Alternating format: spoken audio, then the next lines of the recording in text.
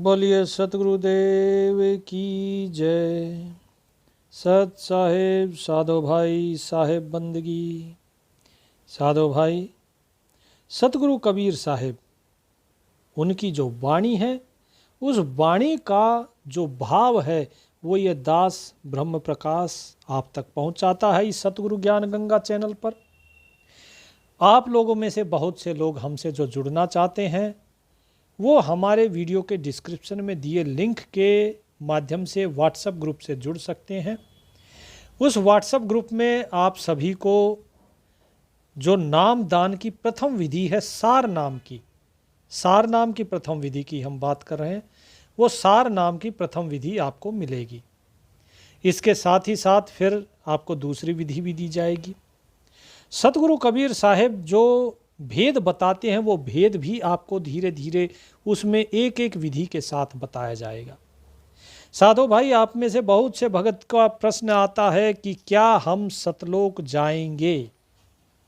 उत्तर है बिल्कुल सीधा सा कि अवश्य जाओगे, क्योंकि जब साहिब ने कह दिया कि जाएंगे तो जाएंगे, इसमें कोई किंतु परंतु नहीं।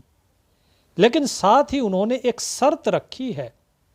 सतगुरु कबीर साहेब कहते हैं, सुमरन मार्ग सहज का सतगुरु दिया बताए। कि भाई सतगुरु ने सुमरन का मार्ग बता दिया। कौन सा? सहज सुमरन का, सहज भाव के साथ। हम देखिए भाव की बात करते हैं, बाकी तो राम राम करता तो सारा जगत फिर रहा है, लेकिन जब भाव नहीं है, तो जब भाव ही नहीं बना तो भक्ति काहे की? वो भक्ति नहीं है, वो ढोंग है, वो दिखावा है। जिसके अंदर बन गया भाव, उसी की पार उतरती है नाव।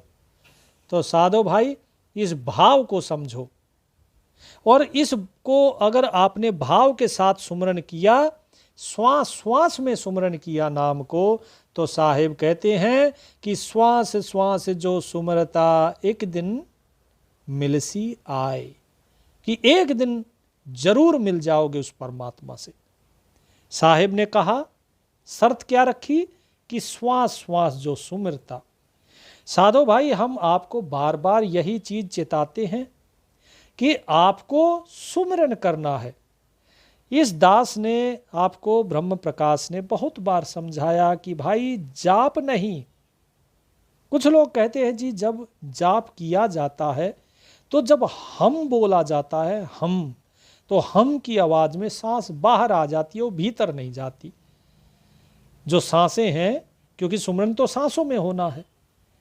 तो अब यही भेद जो है जीवों को समझना होगा कि जो आप हम बोलते हैं या ओम बोलते हैं, जो भी बोलते हैं, उसको वास्तव में बोल के नहीं करना, जाप नहीं करना। एक उदाहरण के लिए हम आपको समझाते हैं कि सुमरन होता कैसे है। आप अगर इस भाव को समझ जाएंगे जो हम समझाना चाह रहे हैं, तो आपकी बात बन जाएगी। आपने किसी भी गुरु से नाम दान लिया हो, कोई फर्क नहीं पड़ता, अगर आपने हमारी इस बात को समझ लिया तो। बाकी हम देखिए, वैसे तो खोलकर हर चीज़ नहीं समझाई जाती, क्योंकि कुछ चीज़ें होती है जो केवल अधिकारी के लिए होती है ना। लेकिन अगर आपने इशारा हम कर देंगे, उस इशारे को समझ लीजिएगा। वैसे तो हम पूरा उदाहरण दे के आपको समझाएंगे। अब आप खुद सोच लेना, हम जो उदाहरण देने जा रहे हैं उस उदाहरण को अपने मन में बसा के रख लो। अगर मुक्त होना है तो, अगर सतलोक जाना है तो, नहीं तो जितने भी ये बैठे हैं जो आपको अलग अलग प्रकार के नाम देते हैं। अब देखिए, नाम बहुत है संसार में। कबीर साहिब कहते हैं, कोटि नाम संसार में ताते मुक्ति ना होए। करोड़ों नाम है, उससे मुक्ति नहीं होगी। मुक्ति किससे होगी? आदि नाम जो गुप्त गहे बूझे बिरला कोई। कि आदि नाम जो कि गुप्त है, उसे गहे यानी उसे प्राप्त कर ले जो, ऐसा कोई बिरला ही होता है जो उसे बूझ लेता है, उसे समझ लेता है प्राप्त करने के बाद। तो हम आपको वो चीज बताने जा रहे हैं, अगर आप उसे समझ लेते हो तो आपका कल्याण हो जाएगा। तो उस भेद को समझो। सुमरन कैसे करना है? सुमरन होता है किस चीज से? पहले लोग करते हैं राम राम राम राम, जैसे जीभ से जाप करते हैं, है ना। उसके बाद क्या करते हैं, फिर वो राम राम मन में चलना शुरू होता है। उसे कहते हैं साधो भाई मनसा जाप। बहुत से लोग ये सोचते हैं इसे अजपा जाप कहते हैं, कि हम तो भाई देखो जप नहीं रहे हैं, लेकिन ये चल रहा है हमारे अंदर।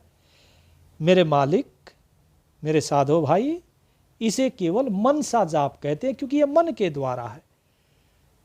पहले जो जिह्वा से किया जाता है वो इसलिए किया जाता है क्योंकि मन जो है वो लगता ही नहीं है नाम में। उसके बाद फिर मनसा होता है। मनसा के बाद फिर जो है जैसे अलग अलग जो धुन सुनाई देती है, अनहद होता है। अनहद का मतलब ये होता है कि रास्ता खुल गया, लेकिन अनहद का मतलब ये नहीं कि आप मुक्त हो जाओगे, ना जी ना, इस धोखे में ना रहना। जो अजपा जाप है उस अजपा से भी परे चलना होता है। उस अजपा से भी परे की बात आपको बता रहे हैं, वो है भाव। कैसे?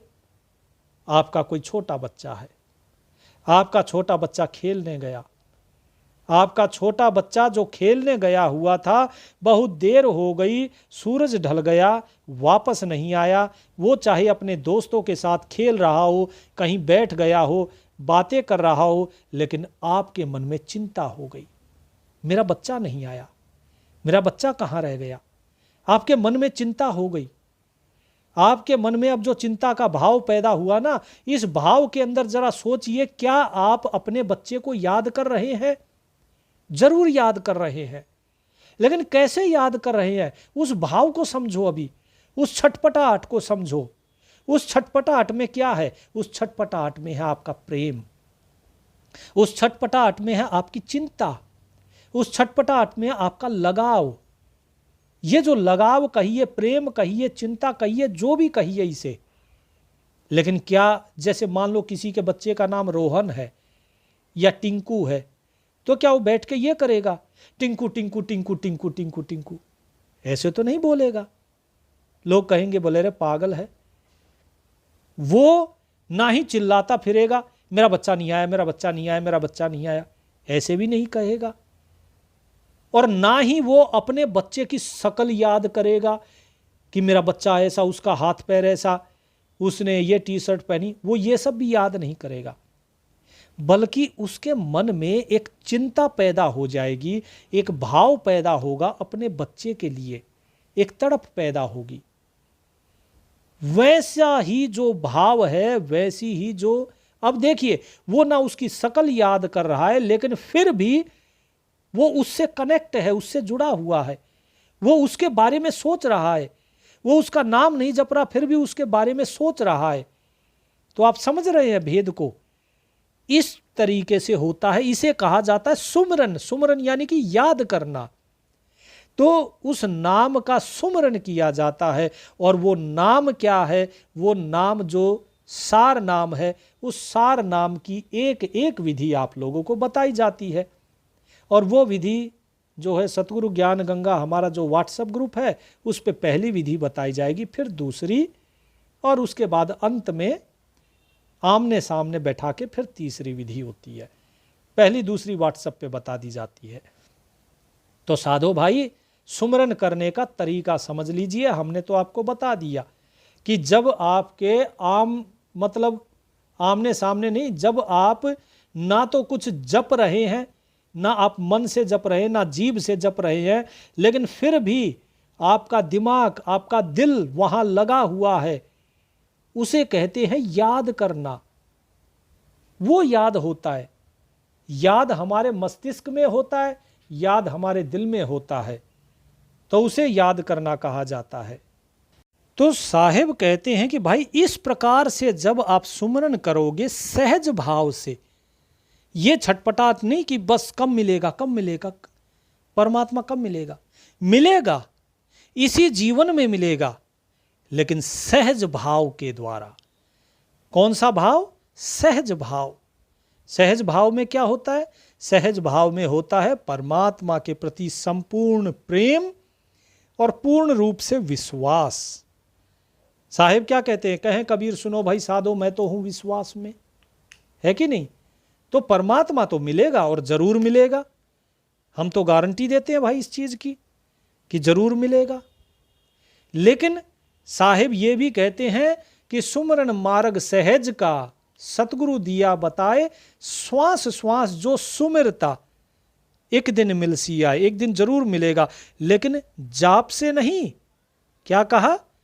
सहज सहज जो सुमिरता।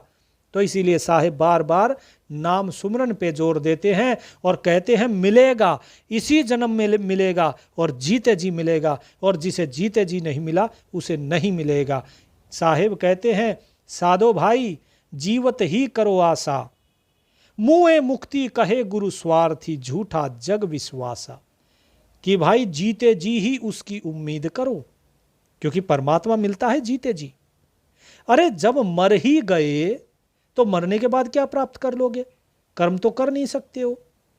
तो अगर कोई ये कहता है मरने के बाद मुक्ति मिलेगी, अभी जैसे एक दो एक्सीडेंट हुए, एक महाराज हैं वो कहते हैं बोले सतलोक जाओ, सतलोक चलो, सब सतलोक। एक्सीडेंट हो गया बेचारे का, कोई मर गया, गुजर गया, जाके प्रश्न पूछा, बोले जी इस तरह बड़ा भक्त था, नाम भी लिया हुआ था, निरंतर नाम सुमरन करता था, बोले वो सतलोक गया। अरे भाई जीते जी नहीं जब गया सतलोक, तो मरने के बाद क्या उनकी आत्माओं को थैले में डाल के लेके जाओगे? कबीर साहेब ऐसे पाखंड पे कटाक्ष करते हुए क्या कहते हैं? साधो भाई जीवत ही करो आशा, जीवत समझे जीवत बूझे, जीवत मुक्ति निवासा, जीयत कर्म की फांस न काटी, मुए मुक्ति क्या आशा, साधो जीवत ही करो आशा। क्या कहते हैं कि जीते जी समझो। ध्यान से समझना साधो भाई वाणी को। कबीर साहेब ने जो बताया, कबीर साहेब का एक एक वचन अमृत के समान है, करोड़ों के समान है, उसकी कोई कीमत नहीं लगाई जा सकती। साहेब स्पष्ट कहते हैं, लेकिन लोग उसे समझते नहीं, सिर्फ शब्द को ग्रहण करके चले जाते हैं। साहेब ने कहा जीवत समझे, समझना है, और जीवत बूझ है, यानी कि जानना है। जीते जी समझो, जीते जी जानो, और जीवत मुक्ति निवासा, और जीते जी ही मुक्ति के अंदर निवास करना है। कैसे निवास करना है? जैसे आप सपने में होते हो ना, तो आप सपने में जीना शुरू कर देते हो, तो उसके दुख सुख को आप ग्रहण करते हो। जब सपने से जागते हो तो इस संसार के अंदर आप जीने लग रहे हो, इसीलिए इस संसार के जन्म मृत्यु सुख दुख सबको आप भोगते हो, सबका अनुभव करते हो। ठीक इसी तरह जब आप जीते जी मुक्ति में निवास करोगे तो उस मुक्ति का सुख आप भोगोगे। साहेब कहते हैं उसी को कहा जाता है जीवन मुक्ति, यानी जीते जी मुक्ति। और कहते हैं कि अगर जीते जी मुक्ति होगी तभी बात बनेगी। जियत कर्म की फांस न काटी, अगर जीते जी तुम्हारे कर्मों की फांस नहीं कटी तो मुए मुक्ति निवासा, तो मरने के बाद तुम्हारी मुक्ति कहाँ से हो जाएगी?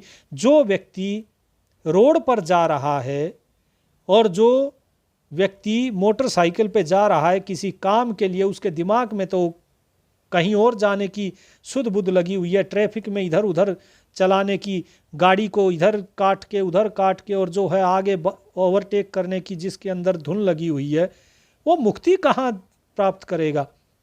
और फिर कहा जाता है बोले जी वो सतलोक चला गया। इससे बड़ा झूठ क्या होगा? साहेब कहते हैं कि तन छूटे जब मिलन कहते हैं। बहुत से लोग कहते हैं अरे भाई शरीर छूट गया, कहाँ गया? कि भाई परमात्मा से मिल गया। साहेब कहते हैं तन छूटे जीव मिलन कहते हैं, सो सब झूठी आशा, अरे अबहु मिला तो तबहु मिलेगा, नहीं तो जमपुर भाषा। लो जी, बिल्कुल स्पष्ट कह दिया साहिब ने कि तन छूट जाएगा। कहते हैं कि तन छूटे जीव मिलन कहे तो, तब कहते हैं कि हाँ भाई अब जो है तुम्हारा मिलन होगा। ये तन छोड़ने के बाद, तन छोड़ने के बाद आपका मिलन होगा। साहिब कहते हैं कि ये सब झूठी आशा है। अगर कोई ये कहता है ना कि हाँ भाई कोई बीमार हो रहा है, बेचारा गुजर गया, चाहे वो कितना ही बड़ा भक्त क्यों ना हो, वो इस संसार में आएगा वापस। अगर कोई जीव अगर सुमिरन कर रहा है, बेशक सुमिरन कर रहा है, वो कितना ही भी बड़ा भक्त क्यों ना हो, अगर वो मर जाता है सुमिरन करते करते भी, तो भी वो इसी संसार में वापस आएगा, वो मुक्ति नहीं प्राप्त करेगा। तो साधो भाई, हम आपको यही बताते हैं, आप नाम जब सुमिरन करते हो तो नाम सुमिरन के बाद यदि कोई व्यक्ति मुक्ति प्राप्त नहीं कर पाता जीते जी, तो समझ लो कि उसको फिर से मनुष्य की योनि में मनुष्य जन्म मिलेगा। ये कन्फर्म है, मान के चलो इस चीज को, क्योंकि आप सुमिरन करते करते शरीर त्याग रहे हो। तो क्या कहते हैं, ये चीज हमारी नहीं, गीता में भी कहा है। जब अर्जुन ने पूछा कि यदि कोई भक्त, कोई साधक अपने परमात्म पथ पर चलते हुए यदि भटक जाए तो क्या होगा, असामयिक मृत्यु हो जाए तो क्या होगा, कहीं ऐसा तो नहीं हो बादलों की तरह छिन्न भिन्न हो जाए, जैसे तेज हवाएं बादलों को उड़ा के छिन्न भिन्न कर देती है। श्री कृष्ण ने भी इस चीज की पुष्टि करी कि नहीं, पुण्य कर्म करने वालों का तो कभी मतलब अशुभ हो ही नहीं सकता। तो क्या होगा कि वो फिर से आएंगे, मनुष्य जन्म धारण करेंगे और पुण्यवान व्यक्तियों के घर में वो जन्म लेंगे, और पुण्यवान व्यक्तियों के बीच में रहते हुए उन्हें वो ज्ञान प्राप्त होगा जो ज्ञान उन्हें पिछले जन्म में था। उस तरह के ज्ञान को प्राप्त करने के बाद आगे फिर जीव का कर्म है कि वो फिर उस ज्ञान को आगे बढ़ाता है या वो वहां से संसार की तरफ मुड़ जाता है। तो साधो भाई, चाहे श्री कृष्ण की गीता लीजिए या साहेब की वाणी लीजिए, बात तो एक ही है। क्यों? क्योंकि जब तक मुक्ति ही नहीं हुई तो जीव कहां से पार होगा, सतलोक कैसे जाएगा। साहेब कहते ये सब लोग जो हैं ये झूठी आशा बंधाते हैं। यही तो साहेब पाखंड का खंडन करते हैं। साहेब किसी व्यक्ति विशेष का खंडन नहीं करते, वो पाखंड का खंडन करते हैं कि लोग इस प्रकार की बातें करते हैं, ये सब पाखंड है। काशी में बोले करवत चलती थी पहले कि काशी में गला कटवाते थे कि भाई काशी में गला कटाने से, अरे जब तुमने प्राप्त ही नहीं किया परमात्मा को तो गला कटाने से कैसे प्राप्त कर लोगे, कोई प्राप्त नहीं कर सकता। तुम्हें पता ही नहीं है वो परमात्मा दिखता कैसे है तो कैसे जाओगे उसके पास। साहिब कहते हैं अबहू मिला सो तबहू मिलेगा, नहीं तो जमपुर वासा। यदि तुम्हें अभी मिला है इस जन्म में, यदि जीते जी तुम्हें जो भी मिला है वो तुम्हें बाद में भी मिलेगा। अगर इस जन्म में तुमने केवल और केवल संसार के सुखों को प्राप्त किया है, केवल इस लौकिक माया के भोगों में ही अगर लगे रहे हो तो तुम्हें आगे भी ये 84 ही भोगनी पड़ेंगी। और यदि तुमने प्राप्त किया है उस परमात्मा के उस मुक्ति पद को, तो फिर ये शरीर छोड़ने के बाद भी तुम मुक्त हो। क्योंकि एक बार जीव जब प्राप्त कर लेता है उस मुक्ति पद को तो फिर वो उस मुक्ति पद में ही रहता है, वो सुमिरन करता रहता है। सुमिरन अर्थात जैसे एक उदाहरण के लिए आपको समझाते हैं कि भाई किस प्रकार से मुक्ति प्राप्त करने के बाद जीव मुक्ति पद में रहता है, उस चीज को समझिए। आपने देखा होगा कुछ लोग होते हैं मानसिक रूप से विकृत कहिए या कुछ लोग उन्हें पागल भी कह देते हैं। कुछ लोग जो है कहते हैं कि इसके ऊपर भूत आ गया, भूत बाधा हो गई। कोई अपने आप को रावण कहना शुरू कर दे। मान लीजिए कोई व्यक्ति है, रावण का किरदार निभाता चला रहा था हमेशा से, और धीरे धीरे उसके अंदर जो है वैसे ही गुण पनपने शुरू हो गए रावण के ही। अब जैसे चलता था वैसे ही चलने लगे, और जो है तो लोग क्या कहेंगे उसे, लोग कहेंगे पागल। पागल क्यों कहेंगे? क्योंकि वास्तव में वो कोई और है, केवल वेशभूषा पहनी हुई है। उस वेशभूषा को पहनने के कारण वो स्वयं को रावण कहने लग गया, तो लोग उसको कहने लगे पागल। अब उसके बाद वो गया डॉक्टर के पास कि डॉक्टर साहब सब लोग मुझे पागल कहते हैं। बोले भाई कौन हो, बताओ, नाम बताओ, उम्र बताओ अपनी। बोले जी उम्र तो हमारी बहुत है। बोले कितनी उम्र है? बोले हम तो जो है सतयुग से लेके त्रेता द्वापर सब कुछ हम थे। बोले भाई नाम होगा कोई? बोला हमारा नाम है लंकापति रावण। अब डॉक्टर ने कहा भाई तुम निश्चित रूप से पागल हो फिर तो। बोला डॉक्टर साहब ऐसा कैसे कह सकते हैं आप। अब डॉक्टर ने समझ लिया कि हाँ भाई क्या। बोला करते क्या थे। बोला हम रामलीला में नाटक मंडली में रावण का रोल करते थे। तो डॉक्टर को समझ में आया कि धीरे धीरे धीरे धीरे जो है कि भाई इसको भेजना पड़ेगा कहीं, नहीं तो जो है, क्योंकि पुराना समय था, पुराने ज़माने में लोग जो डॉक्टर थे वो ऐसे नहीं थे कि कुछ भी हो, बीमारी हो या ना हो बस पकड़ के और बिल बना दो ना, भले लोग थे। तो उन्होंने कहा कि भाई सामने देखो एक रहते हैं, उनके पास जाओ। तो एक महात्मा वहाँ पर रहते थे डॉक्टर साहब के सामने, वहाँ पर वो जाता है। तो वहाँ जाने के बाद जो महात्मा थे वो उसको धीरे धीरे बैठा के समझाने लगे और उसको धीरे धीरे सारी चीज़ें बताईं, उससे कुछ क्रियाएं कराईं, कुछ उदाहरण उसको दिए। उसके बाद उसे धीरे धीरे समझ में आया कि अरे भाई मैं तो वास्तव में कौन हूँ, ये तो मैं केवल किरदार निभा रहा था।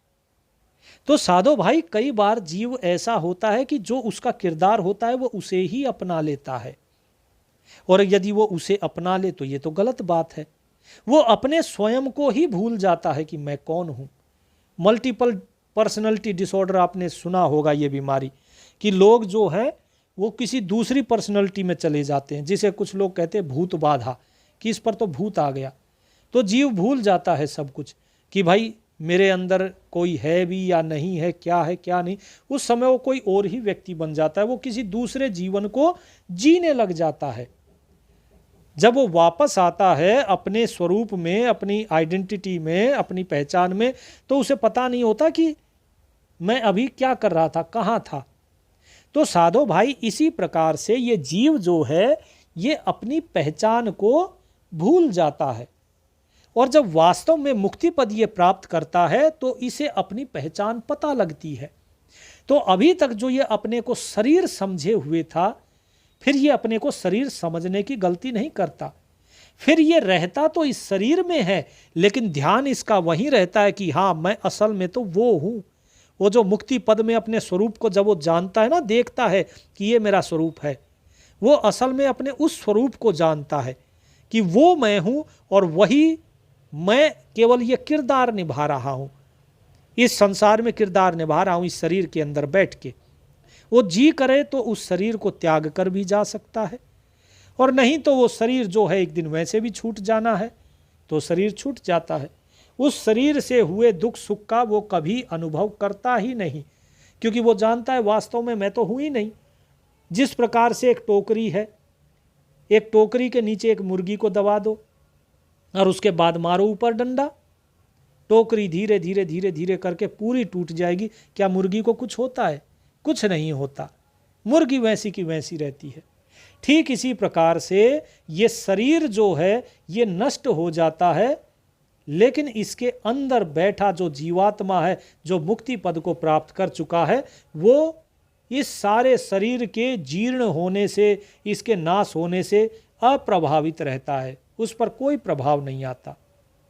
इसी प्रकार से साहिब कहते हैं कि अबहु मिले तो तबहु मिलेगा, नहीं तो जमपुरवासा। यानी कि यदि अभी तुम्हें जीते जी उस मुक्ति पद का अनुभव हो गया तो तुम मुक्ति को प्राप्त करोगे मृत्यु के बाद, नहीं तो मृत्यु के बाद तुम्हें जमपुर ही जाना पड़ेगा। यानी मृत्यु अर्थात ये शरीर को त्यागने के बाद। साहिब कहते हैं दूर दूर ढूंढे मन लोभी मिटे न गर्भ तिरासा, साध संत की करे न बंदगी कटे करम की फांसा, सत्य गहे सतगुरु को चीन्हे सत्य नाम विश्वासा, कहें कबीर साधन हितकारी हम साधन के दासा। क्या कहा कि दूर दूर ढूंढे मन लोभी मिटे न गर्भ तिरासा। ये जो जीव है ये उस परमात्मा को दूर दूर ढूंढता है, मंदिरों में ढूंढेगा, मस्जिदों में ढूंढेगा। बहुत से तो गुरु क्या करेंगे कि सिर के ऊपर ध्यान लगाओ, वहाँ पर सिर के ऊपर मतलब सिर के बाहर, कि बाहर ध्यान लगाओ, वो परमात्मा, वो आत्मा वो बाहर है।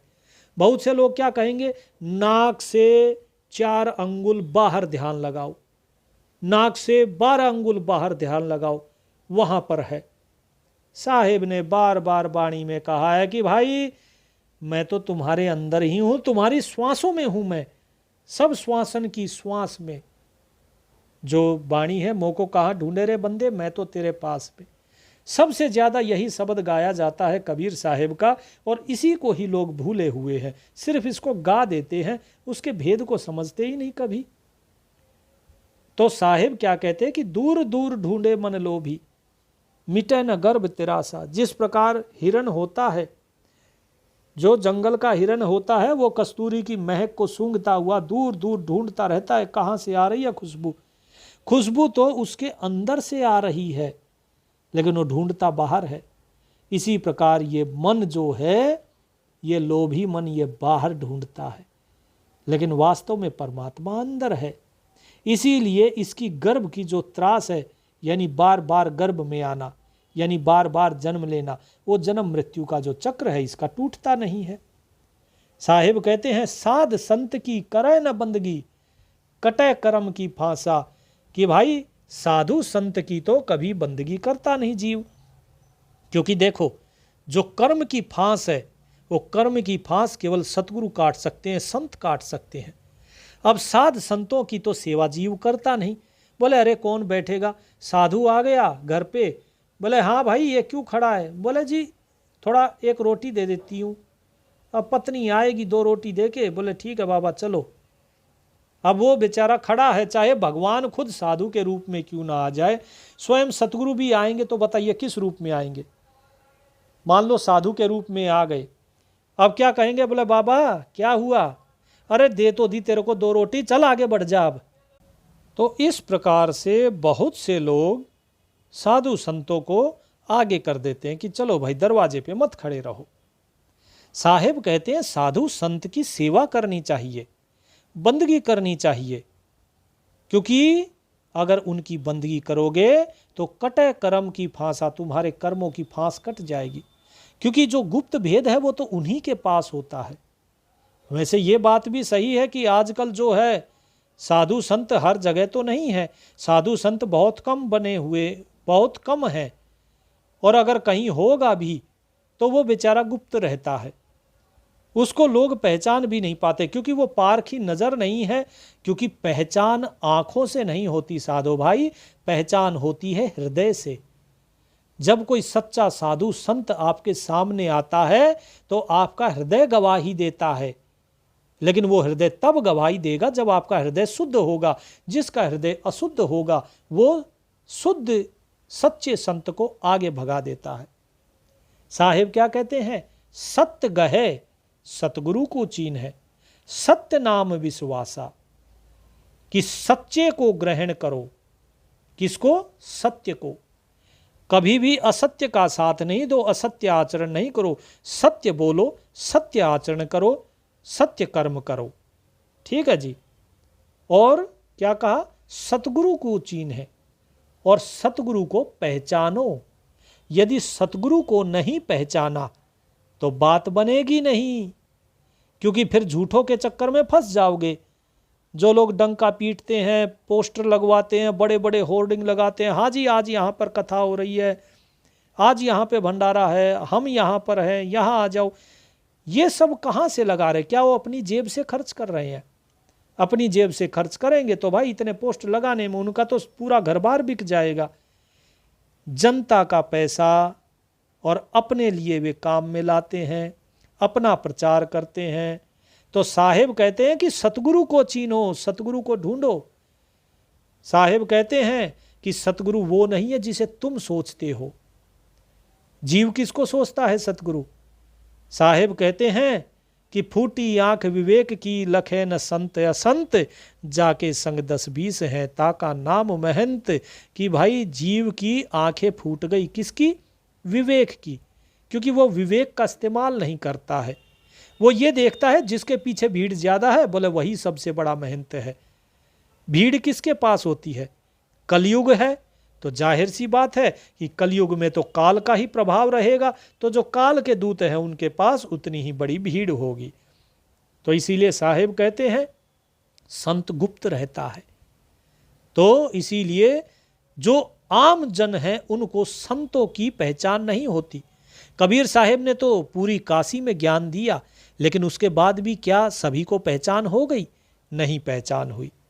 स्वयं साक्षात सतगुरु कबीर साहब वहां पर मौजूद थे, तब लोग नहीं पहचान पाए। तो आजकल के जो सतगुरु हैं उनको कहां से पहचान पाएंगे जब कबीर साहब को ही नहीं पहचाना तो?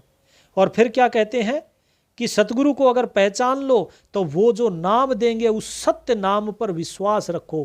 कौन सा नाम? सत्य नाम, जो सच्चा नाम है, सत्य। क्योंकि सतगुरु तो सत्य नाम ही देंगे, झूठा नाम नहीं देते वे। और जो गुरु बाकी के संसार के हैं, यदि उनमें भी अगर आपको कोई सच्चा नाम देने वाला मिल जाए तो उस सच्चे नाम को पहले तो पहचानो कि ये सच्चा है कि नहीं है। और फिर क्या कहा कि उस पर फिर विश्वास आ, यानी फिर उस नाम पर विश्वास करो और प्रेम और विश्वास के साथ उस नाम के सुमरन में लग जाओ। अब पहचाने कैसे उस सुमरन को, उस नाम को? क्योंकि वो नाम जो है, पहली चीज विदेह है, दूसरी चीज कि वो नाम लिखने में नहीं आता है, तीसरी चीज कि वो नाम जो है उसका जाप ना जिह्वा से होता है ना मन से होता है, उसका जाप नहीं होता। वो है वास्तव में असली सार नाम, जिसे कहा जाता है सत्य नाम। चाहे सत्य नाम कह लो, चाहे उसे सार नाम कह लो, वो एक ही चीज है। बाकी जीवों को उलझाने के लिए शब्द जाल बनाया हुआ, लोगों ने सब अलग अलग नाम बना दिए। हम ये नाम देंगे, हम वो नाम देंगे। दो भाई नाम, यहाँ तो पूरा व्यापार चला हुआ है नाम का। कोई नहीं, और दो चार नाम जुड़ जाएंगे, उसमें क्या फर्क पड़ता है। लेकिन जो सच्चा जीव होगा वो तो पहचान ही लेगा, हाँ भाई सच्चा नाम क्या है, जो ना मन से जपा जाए, जो ना इंद्रियों से, ना जिह्वा से, ना लिखा जा सकता है। तो इस प्रकार से वो नाम है। फिर साहिब क्या कहते हैं? कहें कबीर साधन हितकारी, हम साधन के दासा। कि जो साधु लोग हैं वो क्या होते हैं? वे हितकारी होते हैं, हमेशा दूसरे का हित करने वाले। इसीलिए हम क्या है? हम साधन के दासा। इसीलिए कबीर साहब कहते हैं कि भाई मैं तो साधुओं का दास हूं। यानी कि कबीर साहब कहते हैं कि जब हम साधुओं की आधीनी स्वीकार कर सकते हैं तो आप भी उनकी आधीनी स्वीकार करो। क्योंकि बिना साधु की संगति करे बंदगी नहीं बनेगी। बंदगी कैसे बनेगी? साधुओं की संगत से। और साधुओं की संगत से कैसे बनेगी? अब क्या लोगों को घर पे ला के बुला लें? बुला लो भाई साधुओं को, अगर आ जाएं तो। सच्चे साधु तो कहीं किसी के घर पे जाके जमावड़ा नहीं टिकाते। तो क्या करें? आपको संतों के पास जाना पड़ेगा। और आप अगर संतों के पास नहीं जा सकते तो सोशल मीडिया का जमाना है। संतों के जो सच्चे संत हैं उनके प्रवचन, उनके सत्संग सुनिए, घर पे आराम से सुनिए। और जब आपके मन में भाव पैदा हो जाए, तड़प पैदा हो जाए उनसे मिलने की, तब अवश्य जाएं उनके पास, अवश्य दर्शन करें। क्योंकि साधुओं के संगत से, उनके दर्शन से कोटि कर्म जो हैं वो आपके झड़ जाते हैं, कट जाते हैं। साहिब ने इसीलिए कहा, साध संगत की करे बंदगी, कटे कर्म की फांसा। तो ये सारा भेद साहिब ने आपको बता दिया। आपको नाम का भेद बता दिया, जाप का भेद बता दिया, और ये भी बता दिया कि मुक्ति मिलेगी तो जीते जी मिलेगी, इसी जन्म में मिलेगी। बस शर्त याद रखना, सहज भाव से सांस सांस में सुमरन। बोलिए बंदी छोड़ महाराज की जय। सत साहिब।